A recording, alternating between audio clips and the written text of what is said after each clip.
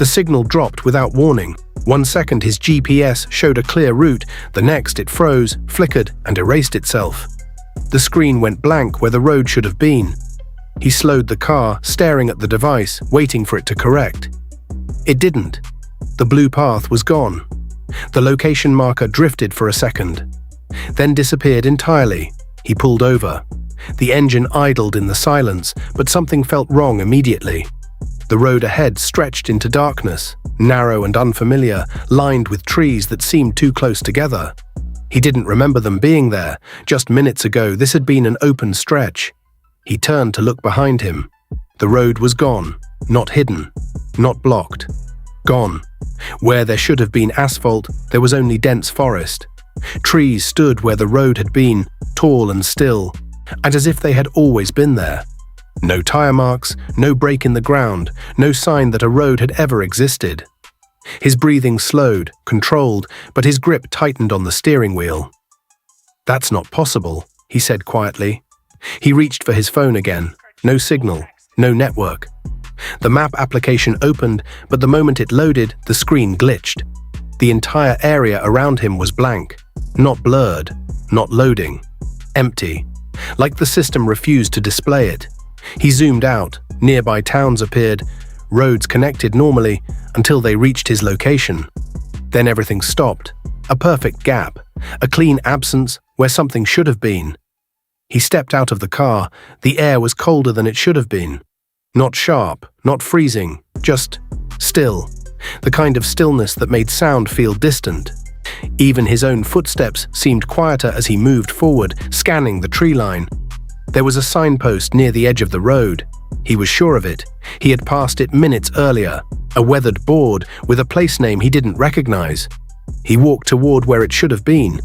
There was nothing there. No broken wood, no marks in the ground, no indication that anything had ever stood in that spot.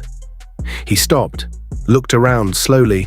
The forest didn't move, didn't react. But something about it felt aware. He turned back toward the car, suddenly unsure of how far he had walked. It looked farther away than it should have been. The distance didn't feel right. Then the radio inside the car crackled. A sharp burst of static cut through the silence. He froze. Another crackle. Then a voice, distorted, low, unfamiliar.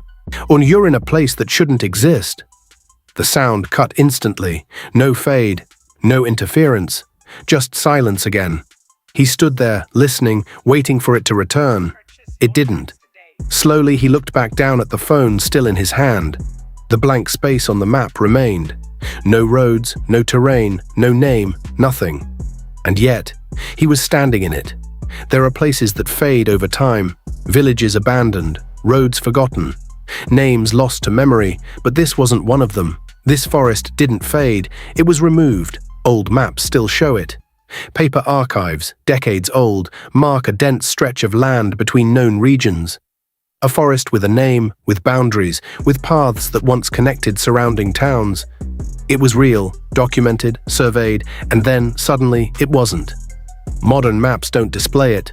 Not partially, not incorrectly, completely gone. And as if someone had erased it with precision, satellite imagery skips over the area. Digital systems fail to render it. GPS signals distort or drop entirely when approaching its location. Not corrupted, avoided. Locals don't speak about it directly.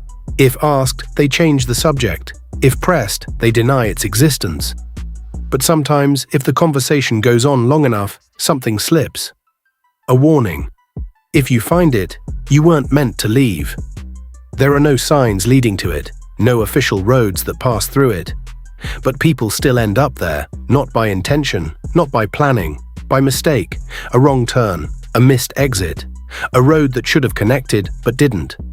And suddenly, without realizing when it happened, they're inside.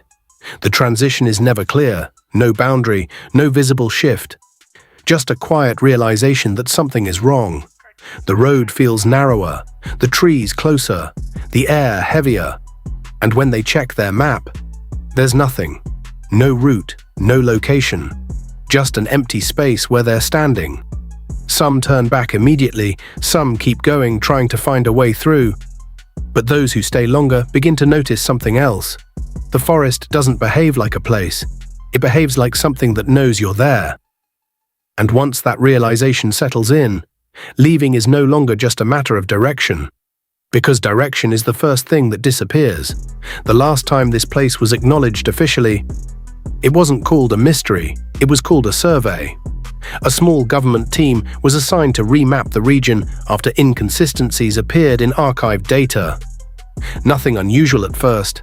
Is coordinates slightly off? Boundaries not aligning with updated satellite readings? Routine correction. 6 members were sent, equipped with standard tools, GPS units, topographic maps, measuring instruments, recording devices. Their objective was simple: verify the terrain and update the maps. They entered the area early in the morning. Initial reports were normal: clear visibility, stable readings, land matching older maps. For the first few hours, everything aligned. Then something changed. The first anomaly was small. A coordinate check returned a mismatch, not far off, just enough to be noticed. They recalibrated their equipment, checked again. The reading shifted, not corrected, shifted, as if the point they were measuring had moved. They marked it manually and continued. Minutes later, another discrepancy appeared, then another. And coordinates didn't stay fixed. Every time they confirmed a position, it changed slightly when rechecked. Not randomly, gradually, like something was adjusting beneath them. They began cross-referencing with physical landmarks, tree clusters, elevation points, natural markers. But even those didn't align consistently. Distances felt longer when walked, shorter when measured. Angles between points didn't match expected geometry. The terrain wasn't behaving like stable ground. It was behaving like something in motion. Their logs reflect confusion at first, then concern, then urgency. At 14:32, one of the team members recorded a message. His voice was controlled but strained. The map is no longer accurate. Coordinates are shifting after confirmation. We are marking positions physically, but the terrain does not match previous layout. Either our instruments are failing, or the land is changing. They attempted to exit the area, using the same path they had entered. But the route didn't lead them out, it looped. Back to a point they had already marked. They tried a different direction. Same result, different path, same location. Their final transmission came shortly after. The audio is incomplete, distorted, but one sentence is clear. The map is wrong, or something is changing it. After that, silence. No further communication, no retrieval, no bodies, no equipment recovered. The official report closed the case under equipment failure and navigational error. The area was marked as unreliable for mapping, and then, quietly, it was removed. Not labeled dangerous, not restricted, just erased, as if acknowledging it had become the greater risk. After the survey team disappeared, nothing was announced publicly. No warnings were issued. No boundaries were set. Officially, nothing had changed, but people still found it. Not by searching, not by intention, by mistake. A driver takes a familiar road home and misses a turn that was never easy to miss. A traveler follows directions that suddenly stop making sense. A shortcut leads somewhere it shouldn't. And without realizing when it happened, they're inside. At first, it feels like a normal forest. Dense, quiet, slightly unfamiliar. The kind of place you assume you simply don't recognize. Then the details begin to shift. The road narrows more than it should. The trees stand closer together. The sky becomes harder to see through the canopy. Sound feels distant, as if absorbed before it can travel. People check their maps and find nothing. No road, no marker, no terrain, just empty space. Some turn back immediately. But turning back doesn't always work. One driver reported following the same road for nearly an hour, only to arrive at the exact point where he had first realized something was wrong. Same curve, same broken branch on the side of the road. Same silence. He hadn't turned. He hadn't stopped. But he had returned.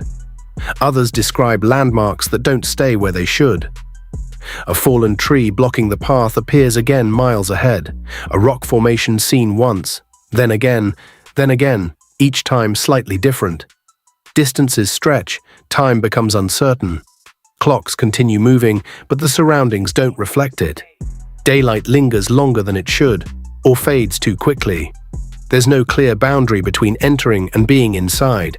No moment where you can say, "This is where it began." Only a gradual realization that the place you're in doesn't match any place you've ever known.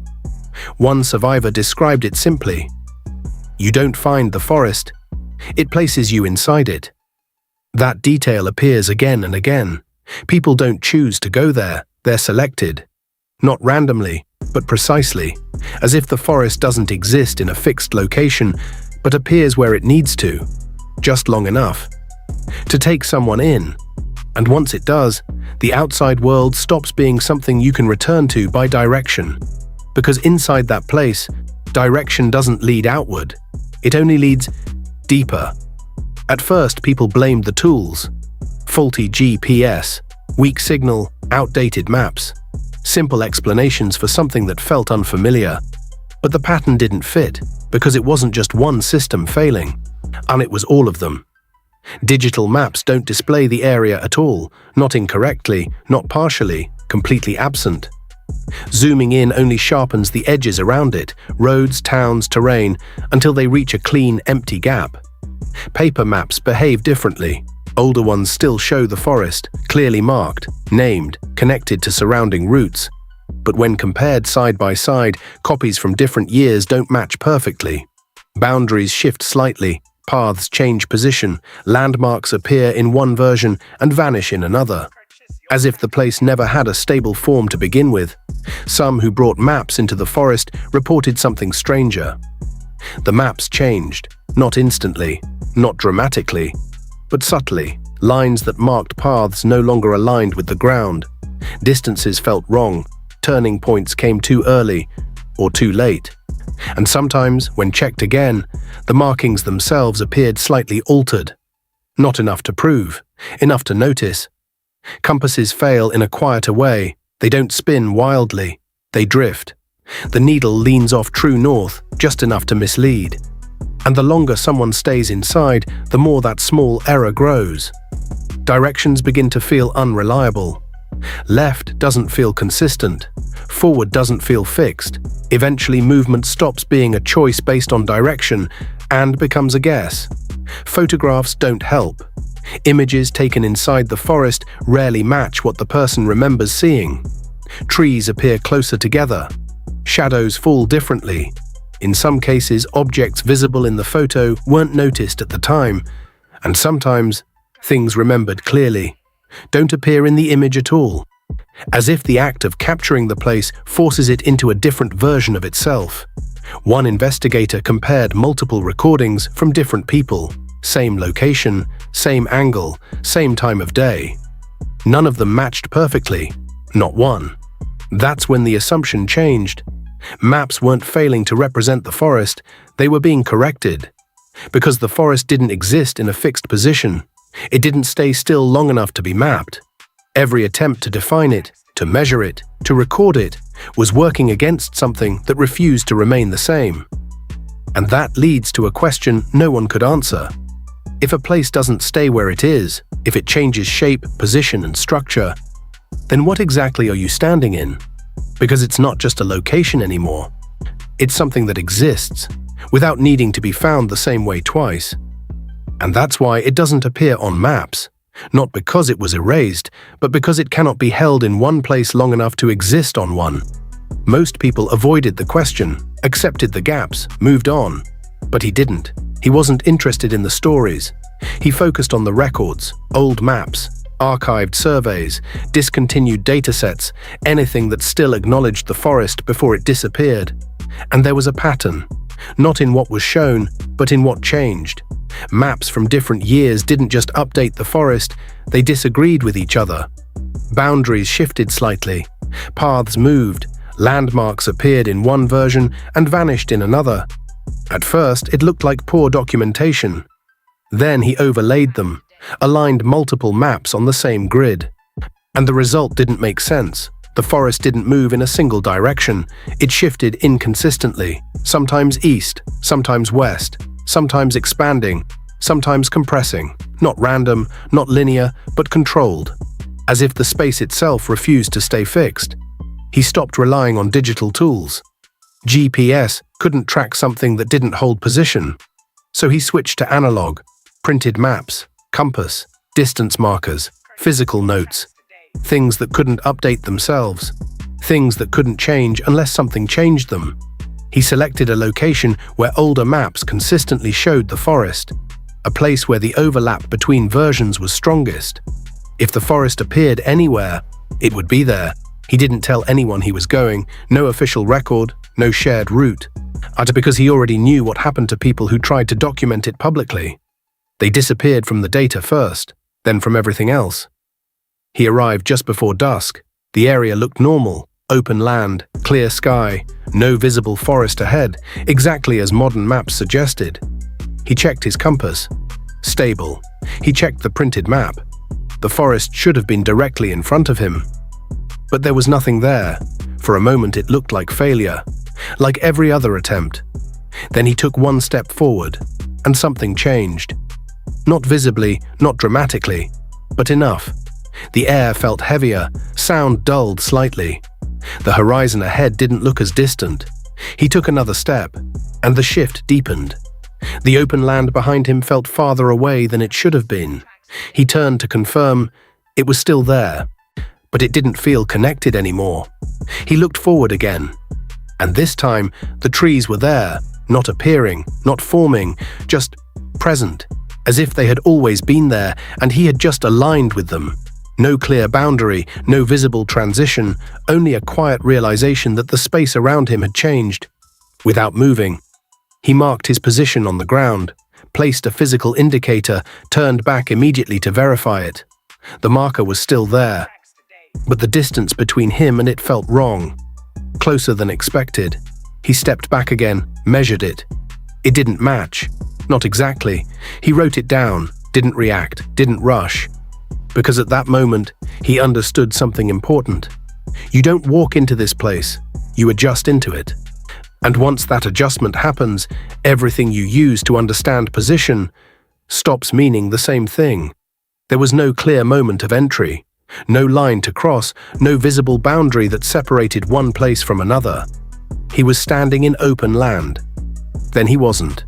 The trees were simply there, dense, close, silent, as if the space around him had shifted without moving. He didn't react immediately, didn't step back. Instead, he marked his position again, a small metal stake pressed into the ground, a fixed point. Something real. Then he turned and walked forward. The first few steps felt normal, ground stable, distance consistent, nothing unusual. Then the sound changed. Not louder, not quieter, just absorbed. Each footstep felt shorter, contained, as if the forest didn't allow sound to travel freely. He continued moving, slow, measured, counting steps under his breath, 10 forward, stop, turn, look back. The marker was still there, but it didn't feel as far away as it should have been. He counted the distance again, walked back, measured it physically. It didn't match, not exactly. The number of steps remained the same, but the space between them felt compressed. He wrote it down, didn't assume, didn't conclude, just recorded. Then he turned forward again and kept walking. The trees closed in gradually, not moving, but standing closer than expected. Branches formed narrow gaps that forced direction. Paths appeared without being chosen, natural lines through the forest that guided movement without instruction.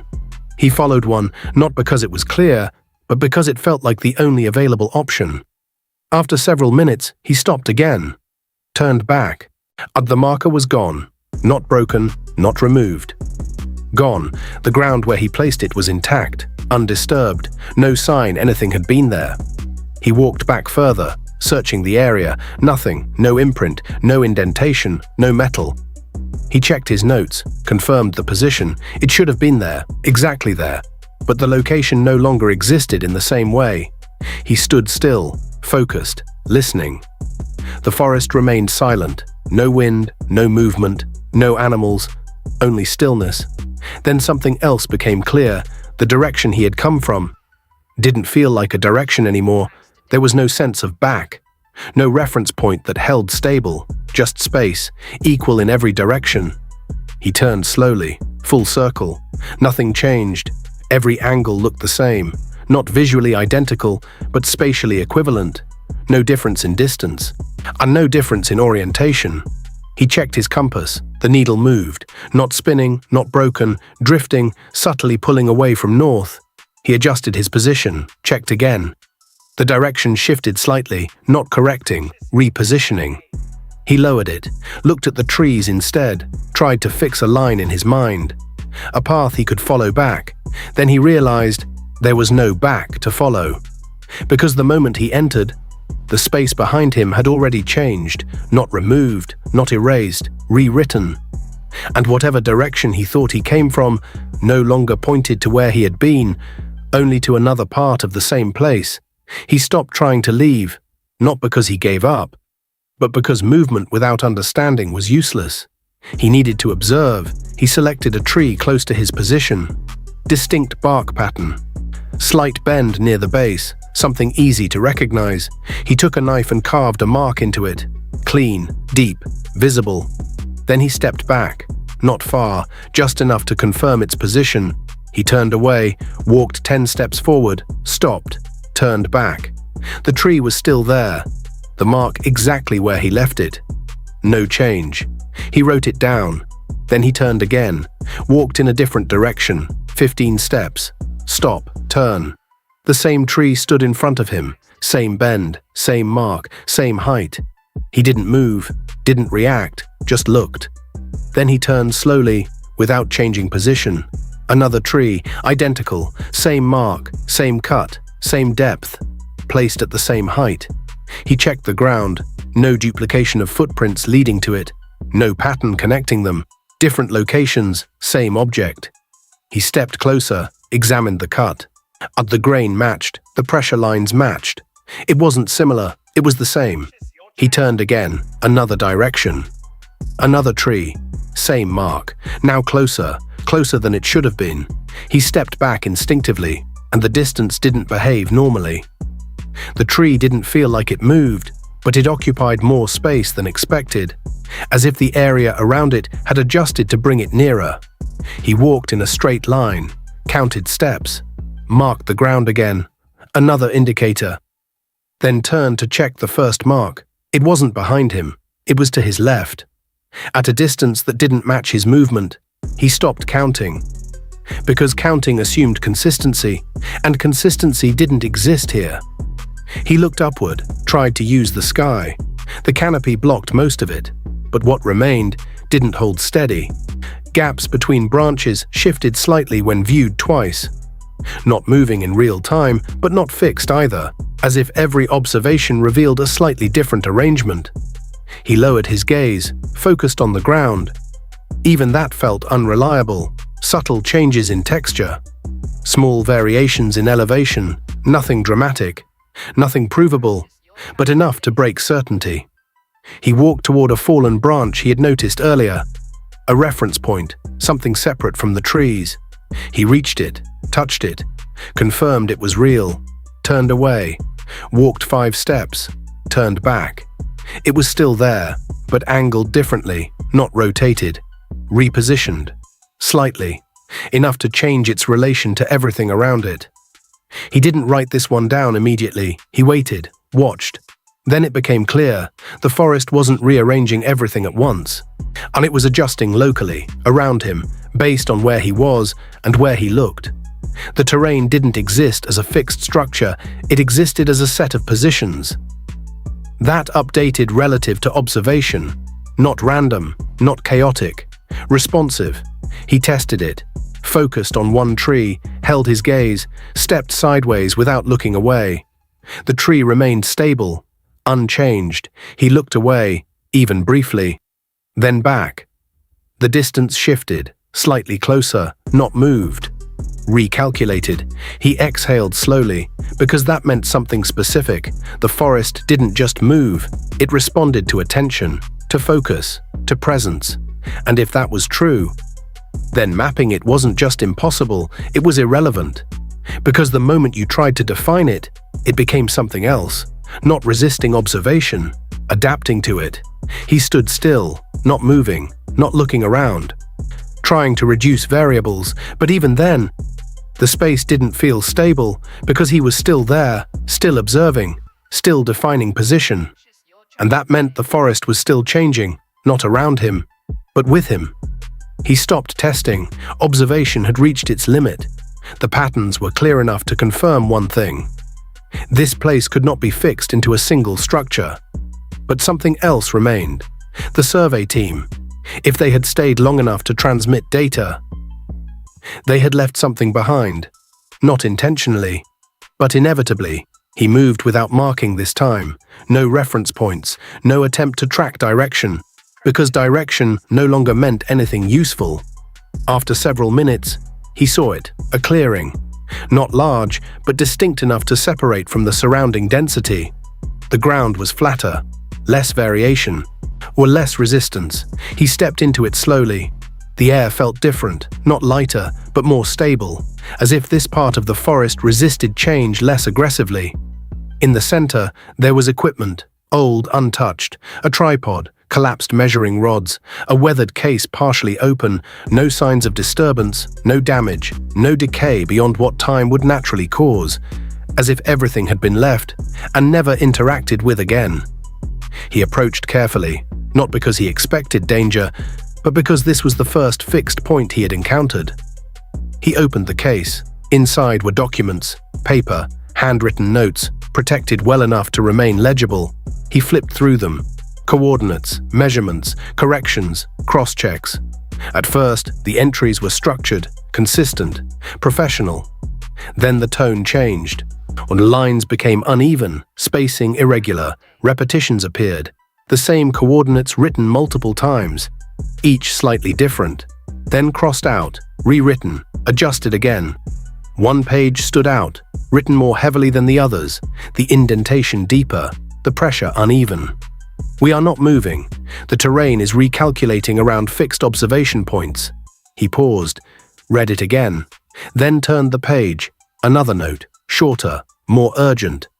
Reference markers do not persist. Positions are overwritten. He looked around the clearing, at the equipment, at the ground. Nothing had shifted since he stepped in. Not yet. He turned back to the notes. The final entries were fragmented, less structured, written faster, as if time had become unreliable. The map is not failing. A pause. Then below it, the map is correcting itself to a space that does not stay still. He lowered the paper slowly, because that confirmed everything. Maps weren't inaccurate. They were outdated the moment they were created. He searched the rest of the case, found a small recording device. Battery long dead, but intact. He didn't try to activate it, didn't need to. The written records were enough. He stepped back from the equipment, looked at the clearing again. Tried to fix it in his mind, its shape, its size, its position relative to the trees. Then he turned away, walked a few steps, turned back. The clearing was still there, but smaller, not visibly shrinking, but occupying less space than before. The equipment remained in the center, unchanged, but closer to the edges. He didn't move, didn't approach again. Or because he understood what was happening. The clearing wasn't a safe point. It was just a moment of stability, temporary, relative, and already adjusting. He looked down at the notes one last time, then at the forest beyond it. And the final conclusion settled in. This place wasn't outside the map. It existed beyond the idea of a fixed map entirely. It couldn't be recorded because it didn't stay the same long enough to be recorded. And anyone inside it was no longer moving through space. They were moving through something that changed itself to remain unmeasurable. He didn't try to understand it anymore. Understanding didn't create an exit. Movement might. He chose a direction without reasoning. No compass, no reference, just a straight line. He walked, steady pace, no stops, no turns. Each step placed deliberately in front of the last, and a controlled path. If the terrain adjusted, he would move faster than it could respond. That was the assumption. At first, nothing changed. The forest remained consistent, trees spaced evenly, ground stable, no visible distortion. He continued, counting steps again, not for measurement, but for rhythm, something constant, something internal. After several minutes, he stopped, turned back. The path behind him didn't exist, not altered, not hidden, absent. No broken branches, no disturbed ground, no visual trace of movement, as if he had not walked at all. He faced forward again, continued, faster now, the rhythm of steps tightening, breathing controlled, then a sound. Faint, electronic. He stopped, listened. It came again, from his pocket. He reached for the device, the GPS. It was on. Screen active. No input from him. No signal before. And now functioning. The display flickered. Coordinates appeared. Not stable, shifting rapidly, numbers changing faster than they could be read. Then they locked. One set of coordinates, fixed, precise. He stared at them, memorized them. Then the screen glitched. The map loaded. For the first time, the area displayed. Not blank, not erased. A location existed, but it didn't match anything. No surrounding roads, no terrain markers. Just a single point, floating inside undefined space. Then the radio activated, same device, same channel, no interaction. Static first, then a voice, clearer than before. Stop trying to map it. The sound cut immediately. The GPS screen went dark. Dead again. No signal, no display. He lowered the device slowly, because that message wasn't a warning, it was a correction. He resumed walking. But something had changed. The forest ahead felt closer. Not physically. Spatially, like distance had compressed. Each step covered less ground than expected. He increased speed, longer strides, more force, but the effect remained. The space resisted extension, movement no longer translated to progress. Then, he saw light. Ahead. Faint, natural, not filtered through trees, open, an edge. He moved toward it. No hesitation, no adjustment, just forward. The light grew stronger, clearer, the trees thinned, the density broke. He stepped through, and the forest ended. Open land, stable ground, clear sky, no distortion, no shift. He stopped, turned back. The forest stood behind him, still, defined, contained, as if it had always been separate. He stepped away from it, one step, then another. Nothing followed, no sound, no change. And he checked the ground. His footprints were there, clear, consistent, normal. He exhaled slowly, because everything behaved the way it should. Distance remained stable, direction held, space didn't adjust. He walked further, didn't stop, didn't turn again, because this time the world stayed where it was supposed to be. And for the first time since entering, movement meant leaving. Or at least that's what it allowed him to believe. He didn't return to the forest, not physically. There was no reason to, because whatever it wasn't limited to that place. At first, everything felt normal, stable, predictable. The world behaved the way it should. Distances remained consistent, directions held, maps worked again. The blank space was gone, no gap, no missing area, just continuous terrain, as if nothing had ever been there. And he checked multiple sources, digital maps, printed maps, archived versions, all consistent. No forest, no erased region, no indication that anything had ever existed in that location. It had been removed completely, not hidden, not restricted, erased from reference. He should have accepted that, closed it, moved on. But something didn't feel finished, not wrong, just incomplete, like a calculation that hadn't resolved. He returned to his notes, compared them to the maps again, tried to align positions, coordinates, distances. Nothing matched, not even approximately. As if the space he had been inside didn't correspond to any fixed location outside it. He stopped comparing, because comparison required stability, and that no longer applied. Days passed, routine returned, movement felt normal again, step after step, consistent, reliable. Until one moment, it wasn't. He was walking through a familiar place, flat ground, open space, nothing unusual. Then he stopped, not by choice, because something ahead didn't align. The distance felt shorter than it should have been. He took another step. The ground didn't respond the same way. Not visibly, but spatially. The step covered less than expected. He paused, looked down. His footprint was clear, exactly where it should be.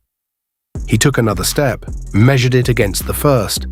The spacing was inconsistent, not dramatically, but enough.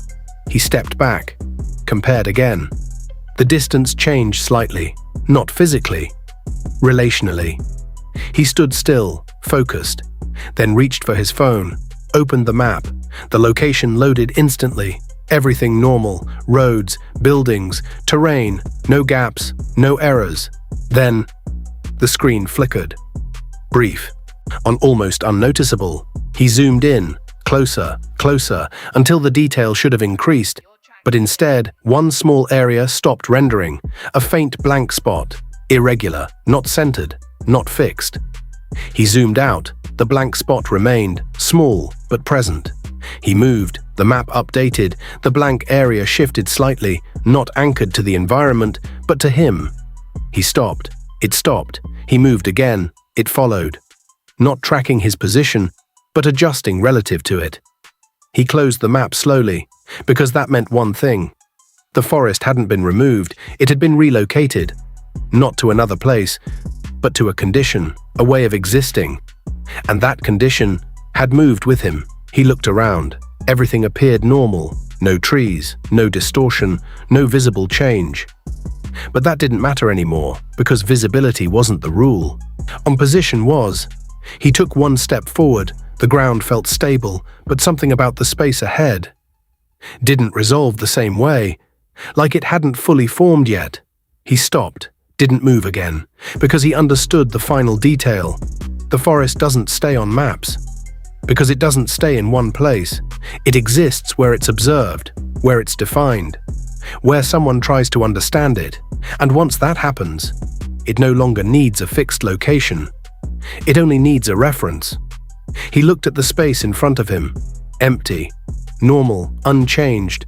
Then slowly, he took one more step, and in that moment, the distance ahead adjusted, silently, precisely, as if something unseen had already taken position there before he arrived. He didn't move again, because now there was no difference between where he stood and where it could be.